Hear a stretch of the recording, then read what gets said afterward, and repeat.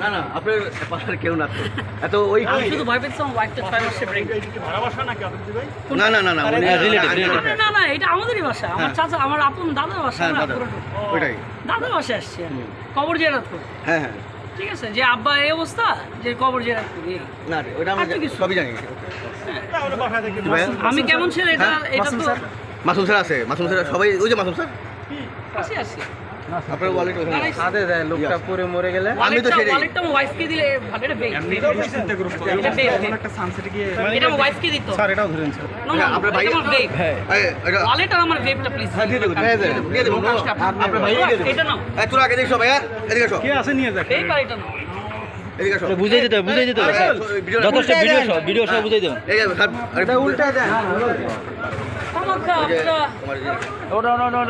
আমি সুন্দর করে বলতেছি আমি বিদায় নিয়ে যাই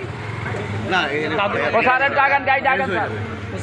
একটু হ্যারিজ হয়ে যাবে আপনি তো বুঝে নেই আমি ডিবিতে যাচ্ছি না আমরা কোথায় যাচ্ছি ডিবিতে